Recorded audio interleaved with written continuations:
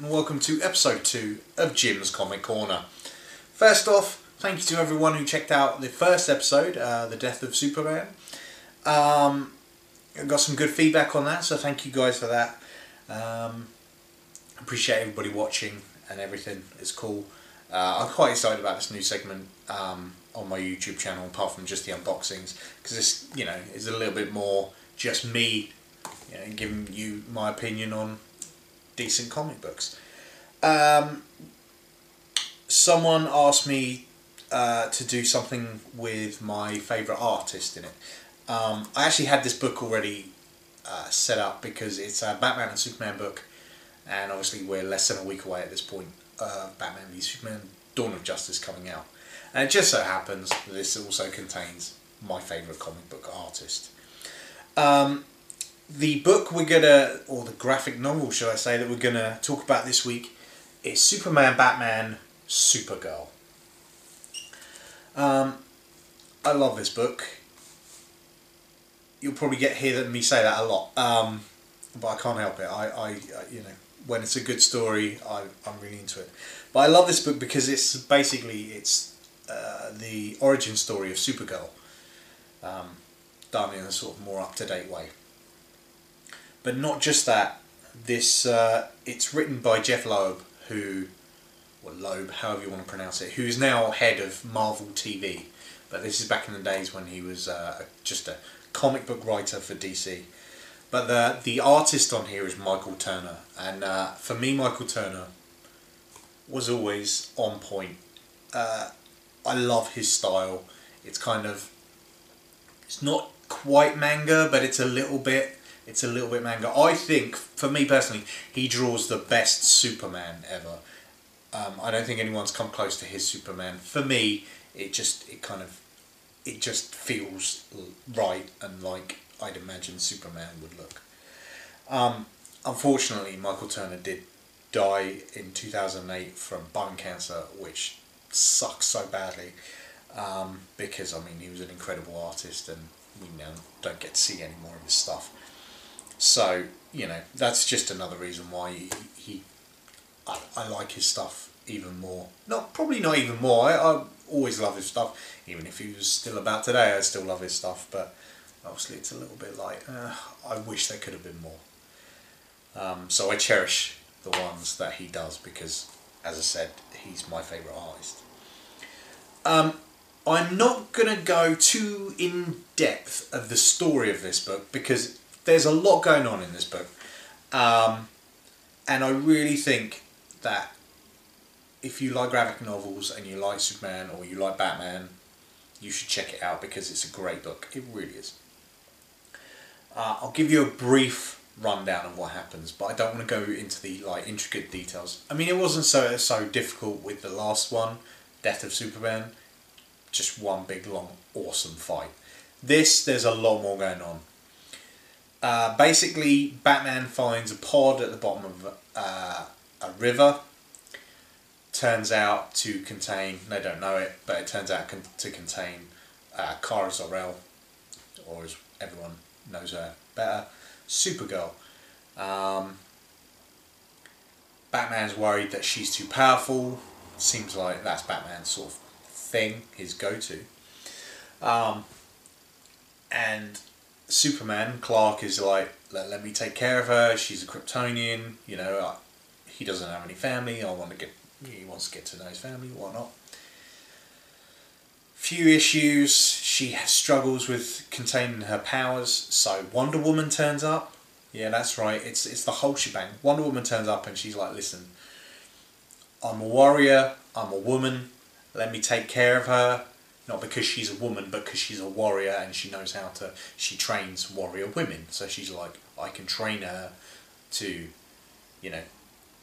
sort out her powers and contain herself a little bit more. So she does that. Superman goes to visit, blah, blah, blah. Then, turns out that they're not the only people that have noticed this new superhuman. Also, Superman's probably biggest bad. That's not Doomsday, per se, but probably more of a rounded character is Darkseid. Darkseid found out that there's another super. So he sends, he basically sends a ton of Doomsdays to preoccupy Superman, Batman and Wonder Woman, while his Granny Goodness and all of her sort of clan take Supergirl to Apocalypse, where he brainwashes Supergirl, which everyone wants to see, and Superman and Batman and Wonder Woman decide to go and save her. So they go. I don't want to go too far into it. Ultimately they save her, and that's kind of where the story's at. There's so much more to it. I can't express to you how much more there is to this story. But I don't want to give too much away. As much as I want to talk about graphic novels, I want you to discover them yourself. I want you to enjoy them the way that I do, which is every time I turn a page when I'm reading something new, I'm like, this is amazing. So I want to give you a brief overview of what happens, but I don't want to give you the ins and outs and all the little bits and pieces, because the best way is by reading them yourself.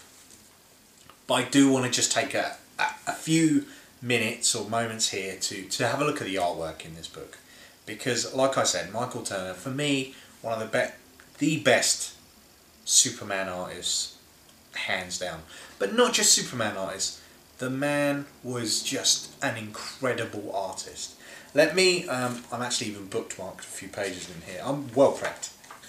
I'm well prepped this week. So, here, this is just after Batman's found the pod with Supergirl in it, and Batman's coming out of the water. Look at that. Look at that. Look how like the light and the water and all of it just shines.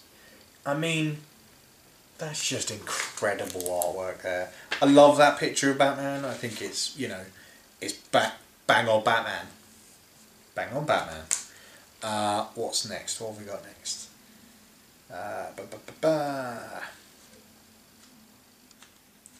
Okay, right. So let me find you a picture of Big Soups. Okay, so here's probably the best one. So there you've got Superman and Batman together, and then there's Supergirl down the bottom. But just check out Superman. He's just square jaw, eyebrows, kiss curl, Superman. For me, he's got Superman's face right. It's not too thin. It's not too. And he's built, but he's not humongous like some people draw him, because after all, it's Superman, and he doesn't have to be humongous. Now, how's this for a splash page? Look at that. Superman's not happy. But look at that. Look how good that is. Look how detailed that is. So I keep peering over the top to make sure that everything's all in line. But it's just... I love it. It's so good. His Supergirl is great as well. His Supergirl is just really nicely drawn. She's not overly sexual, which is what they can do with what a lot of people can do. That they make them a little bit too, skimpy and whatnot. I mean, it's skimpy, but it's what you would expect Supergirl kind of to wear. So yeah, she's showing midriff and a bit of leg, but it's not gratuitous, low cut top, craziness. But I mean, just look. I think the way he drew faces for me are the big deal in comics, because especially someone like Superman, who, like Batman, he's got the cowl. Wonder Woman, she's got the crown. A lot of the heroes, they can be defined by something on their face. Whereas Superman, unless you see the suit, he's just a face. So you need to be able to draw that face so well that he's instantly recognisable. And for me, that's what Michael Turner was able to do.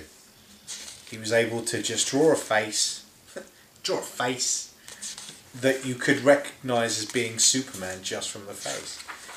And for me, that's what's important. It was also in this book where you can learn Kryptonian. When Supergirl first comes out of the water and she finds Superman, she talks in the book in Kryptonian. Let me see if I can find it. Okay, there you go. All in Kryptonian. Yeah? So it's all the symbols of Kryptonian. But in the back, they actually have the Kryptonian alphabet. Let me just find it for you. I had it in my hand. So there you go. Kryptonian alphabet. So you can translate all of that should you want to. But it's also got it all translated at the top there. Now this was the book where I got the Kryptonian letters so that I could write Last Son in Kryptonian on my arm. So that's another reason why this book is really important to me. This book... Oh yeah, no, sorry, I missed one. This is Michael Turner's Doomsday. How messed up is that? So there you go, there's another version of Doomsday. And everyone's complaining about... Not everyone, there's a lot of people out there complaining about the version of Doomsday and Batman v Superman. Now, look at that Doomsday compared to the Doomsday I showed you last week. You can tell it's Doomsday, but it's a completely different version, and they always are. So, some people need to get over it. The thing about this book is it shows Batman and Superman working together quite well, but it also shows their differences and how Batman's instant reaction is not to trust, and Superman's is to give people the benefit of the doubt. That's one of the reasons why I like Superman. He's always looking for the good in people, as opposed to Batman, who's just doesn't trust anyone. DTA. There you go. See? You could just see that face and you'd know that it was Superman. Alright, I would. Anyway, because it's Michael Turner and I know what his Superman looks like. But that's Superman, Batman, Supergirl. I would recommend this to anyone. Now, if you're like, oh, I'd love to check it out, but I don't really have a lot of time for the old reading. You know, everyone has time for the reading. They actually made a version of this into film. Superman, Batman, Apocalypse. So, if you want to... I think it's on... There's a very good chance that it's on Netflix somewhere or Amazon, one of those. And it's basically the same as the book. It's not as good as the book. It's missing some things, but it's quite nicely made. The art obviously isn't Michael Turner's art because obviously he wasn't an animator. He was a comic book artist. But it's pretty damn close. So if you want to obviously check it out in film form, you can with Superman, Batman, Apocalypse. So that's Superman, Batman, Supergirl, written by Jeff Loeb and drawn by the incredible Michael Turner, who unfortunately is no longer with us. Let me know if you've read it and what you think. Let me know if there's certain things that you want me to read and have a look. So I've just been distracted by my cat. She's just staring at me like I'm an idiot. Not the first person. Let me know if there's anything else that you'd like me to check out, or there's specific titles that you're just like, I'd like your opinion on this. And I'll endeavour to check them out as and when I can do it. This one's a little bit late. I wanted to do it every 2 weeks. It's not always going to be bang on because there's a lot. I have a lot going on. I've got kids and what have you. But anyway, my next one, I've already picked it out and I've planned it out. My next comic, I'm going to lean away from DC. Oh, shock horror, I hear you scream. But I figured it was about time I reread this comic book because it's been probably a good 10 years since I read it last. So, and it's quite important for around about now. It's X-Men Days of Futures Past. So I'm going to be reading that in the next couple of weeks. Oh, it's so 80s. So 80s. Look at all the colour. Look at all the colour. So I'm going to read that over the next couple of weeks, and then I will give you my lowdown of it on the next episode, episode 3. Please don't forget to like, share and subscribe to my channel. Let's get other people involved. Let's get a big discussion on. No mean discussions. I won't have that on my YouTube channel. Let's all be nice. Everyone's allowed an opinion. No one's opinion is specifically wrong. So let's just understand that. Let's just all have a good laugh and chat about things we love. Until next time, this has been Jim's Comic Corner. I am Jim, and I'll see you soon.